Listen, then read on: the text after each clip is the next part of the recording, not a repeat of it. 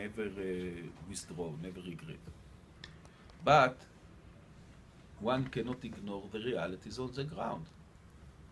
And in the current situation all over the Middle East, it's very clear that if tomorrow morning we pull out from all or most of Judea and Samaria and from East Jerusalem, as Tzipi Livni was already offering when she was a foreign minister under Ulmer, she already offered to Abu Mazen and Saab Barikat also to withdraw from most of the old city of Jerusalem. This was a proposal. If this will take place, instead of peace, we will get nightmare instead of peace. We will get Hamas or Al-Qaeda or Daesh or Islamic Jihad or Hezbollah. Any kind of jihadist forces in the West Bank in immediate proximity to Tel Aviv, to Ben Gurion Airport, to road number 6, and in the middle of the old city of Jerusalem. This is going to produce not peace and security, but nightmare. Now, one cannot ignore the developments on the ground. What happened to us in Gaza after the disengagement is what actually going on all over the Middle East. Any place that some forces are withdrawing from, when America withdrew from Iraq, the Americans promised the Iraqi people that they build very strong security apparatus, police, army, institutions that can be trusted. And look what a nightmare it became.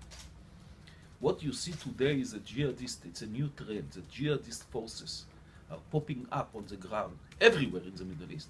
In Algeria, although there is not much coverage of this, in Libya, in Central Africa, Boko Haram, in Sinai and other parts of Egypt, in Somalia, in Sudan, in Yemen, in Gaza, Hamas and Islamic Jihad toppled the Palestinian Authority in Gaza, in Lebanon, Syria and Iraq.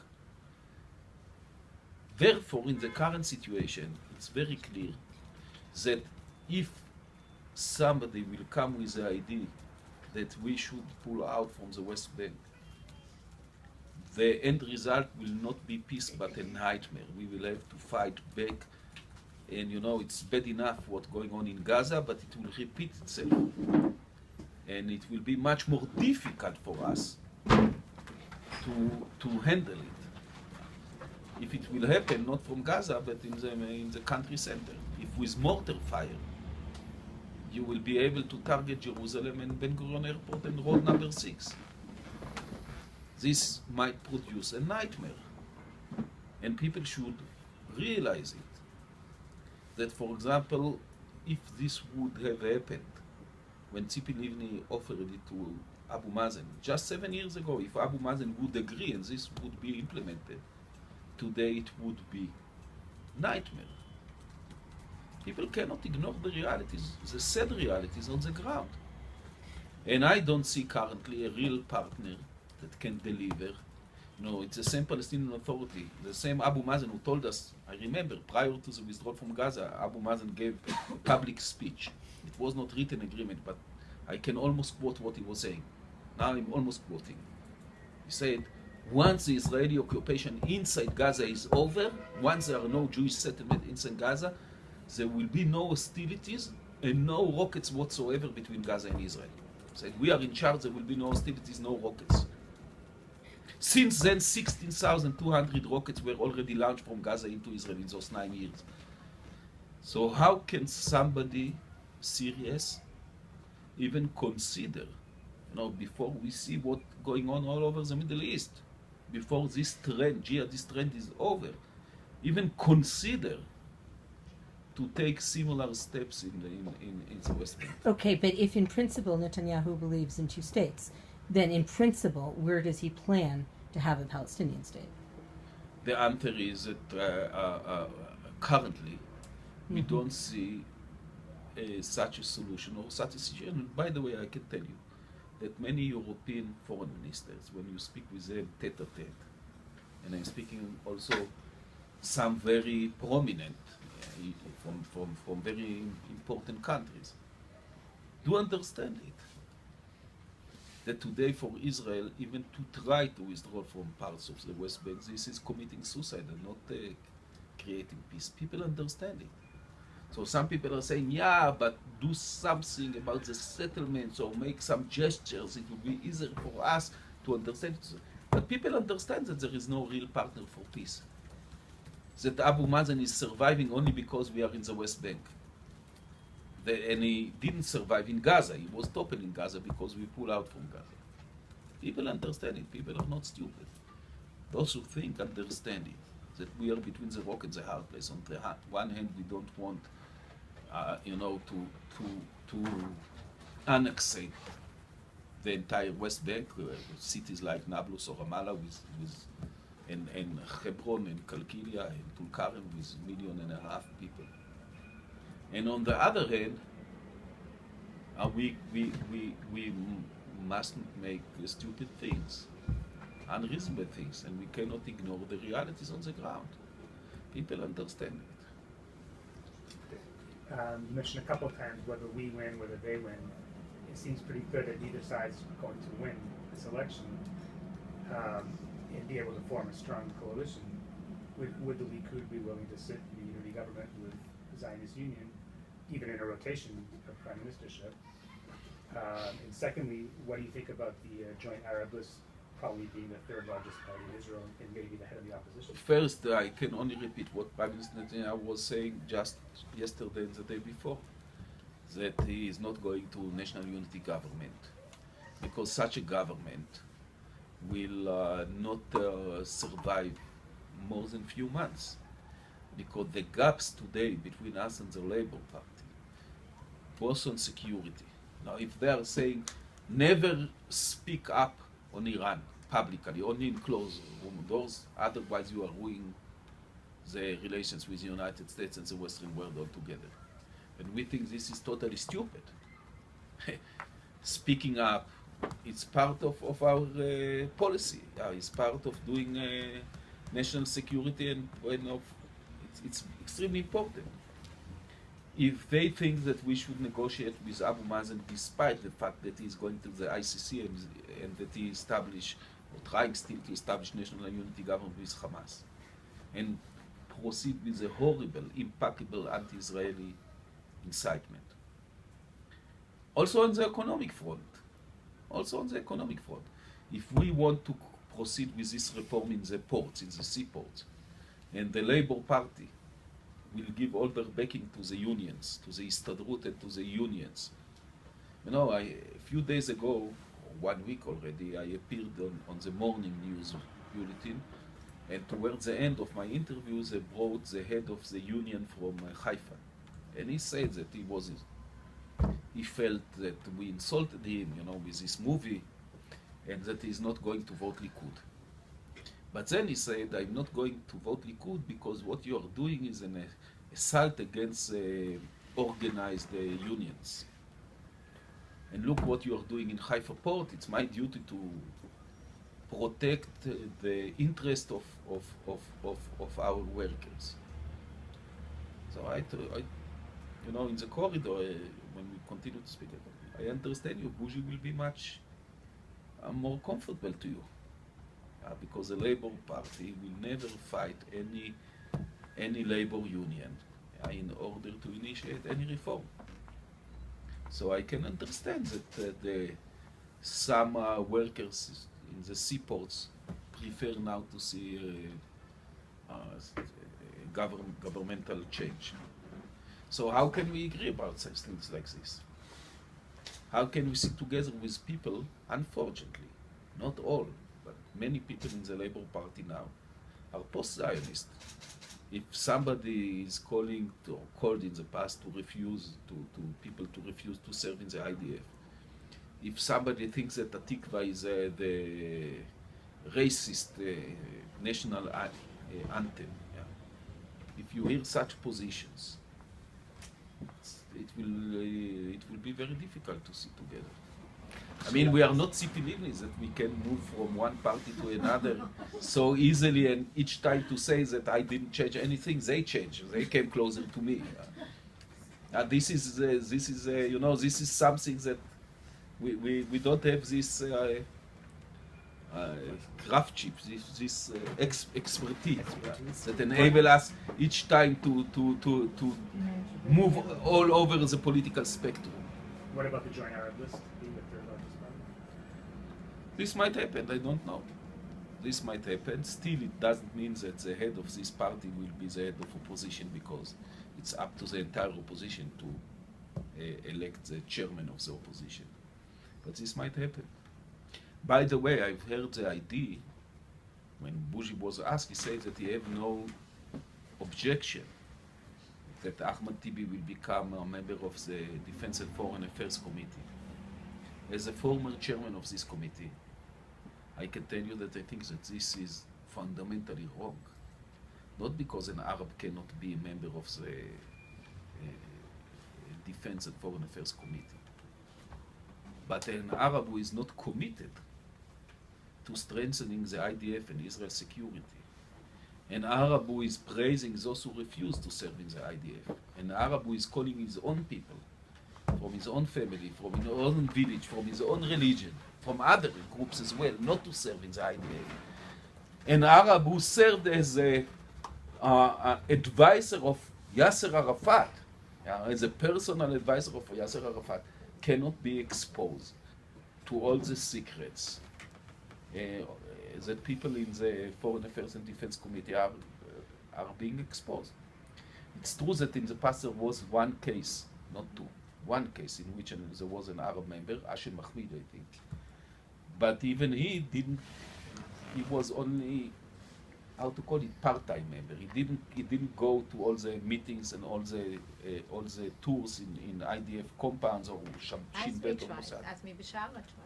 What? Azmi Bishara tried to be on the committee, and then there was a debate. Yeah, and Talib Hassan was trying. Ramon was trying to put Talib Hassan when I was the chairman. I mean, in the interim phase, in the temporary, and I resisted it. And I didn't agree until Talib Hassan said that he is coming only when the Prime Minister is coming, only when for political debate and nothing to do with security or national security, which made it clear that it doesn't fit actually. So again, to put Ahmad Tibi in the Foreign Affairs and Defense Committee or somebody like him, this is exceedingly odd. This is unreasonable, to say the least. ספיר בעברית. אני אשאל בעברית. בתור שר האוצר לשעבר, מה אתה חושב שהביא את המדינה למצב של משבר הדיור כיום, ומה העמדה של הליכוד בנוגע להמשך המשבר הזה, איך הם מתכוונים לפתור אותו? לענות בעברית או באנגלית?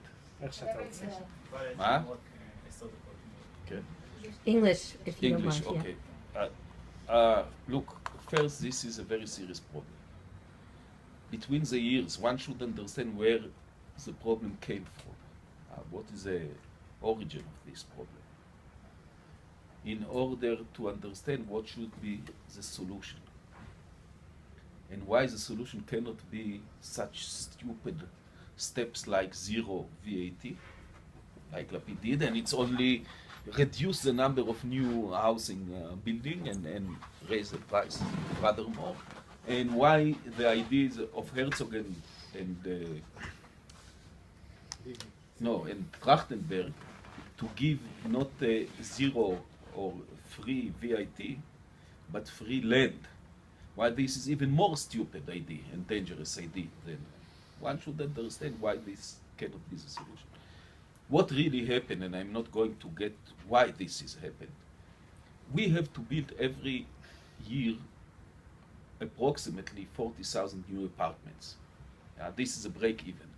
Okay. 38,000, some are saying, but let's 40,000. Between the year 2001 and 2009, instead of 40,000, the average was 29,000. So in 9 years, the deficit was 100,000 new apartments. Now, if you want really to fix it, you have to build not just the average 40,000 every year, because this is just keeping you where you are. You have to build an extra 100,000 apartments in a few years' time in order to bridge the gap, to close the deficit. And there is no escape for this. We already started, although it's so difficult, because in Israel it takes a long time before you have the land and you are making the plans and you resolve all the problems and then you begin to build the new apartments. But in 2009, there were only 28 or 29,000 new apartments, under construction. In 2011, 2 years later, it was already 47,000. So we already increased the number of new starts, by around 70-80%, which is a nice achievement. Still, now you are building, let's say, 8,000 or 10,000 more than the average. 100,000 apartments, you need 10 years. So the plan was not to be satisfied, but to go up until you build 60,000 new apartments every year. And then, in 5 years, you can close the gap. What happened in 2014, that after the number was going up every year, this year it went down again because of this stupid zero VAT that disturb all the market. But we have to build more. Interest rates are also important, but in the end you have to close the deficit. The deficit today, I think, it's not 100,000 anymore or 90,000, it's something like 40,000 to 50,000, it's already half the deficit. But you have to build another extra 40,000 apartments at least. How long do you think it will take? It depends, but I think it will, since there are also other factors, I think it might happen in another year or two, that prices will begin to decline, but it depends also on other factors. But I want to add to it, because you asked me about my time as finance minister. Just like I'm listening to Yair Lapid all the time.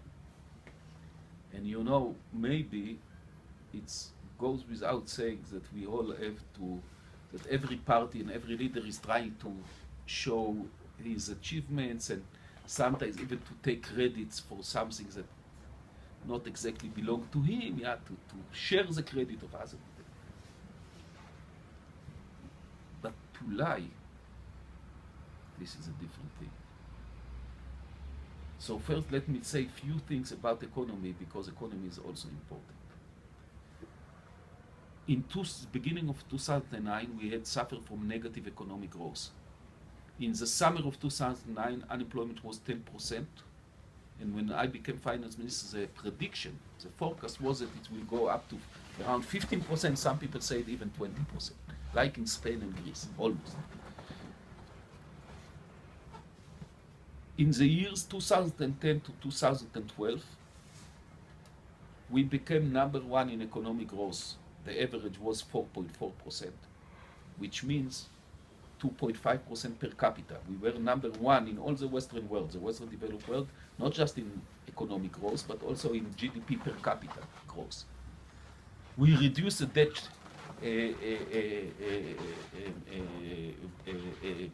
deficit to GDP, ratio to GDP. We were upgraded.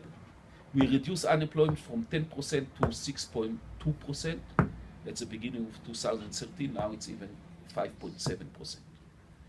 And we were number one in the Western world in the increase, in the growth of real economy investments. What happened last year, 2014? The most important factor in economy is not to put $500 million shekels here and $500 million shekels there. I have heard Lapid yesterday said the most important role of finance minister is to decide where to put the money. This is wrong. The most important responsibility of any finance minister is to take care of strong and healthy and sustainable economic growth. First, you have to grow the tree and to have the fruits, and only then to decide how to use it. Now I'll give you the figures about economic growth.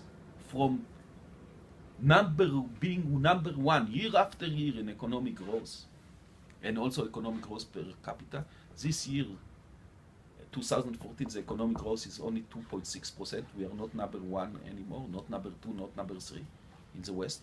United States has bypassed us. But if you take economic growth per capita, which is the real economic growth, we are below the average in the Western world. We were number one also in GDP per capita, gross of GDP per capita. Now we are below the average. It was only 0.6% last year. And more serious still is that after 4 years of rapid growth in investment in the real economy, which is the most important factor because this is developing and increasing your productivity into the future. This is a real, sheer economic growth is not good enough because sometimes you can consume more and this is artificial. This can be for only 1 or 2 years. What is really important is healthy and sustainable economic growth is through investments in the real economy, in the high-tech, in the industries, in tourism, in infrastructure. This year, you know what is the investment growth in Israel, in the real economy? Negative. Negative, it's minus 3%. In 2010, 2011, 2012, the average, there were little changes, were 12% every year. We were number 1 in the Western world in new investments. In 2013, it went down to 3.5%. This year, it's negative. So the damages of Lapid to the economy, to the most fundamental issues of the economy, basic issues of the economy, is enormous. Enormous damage.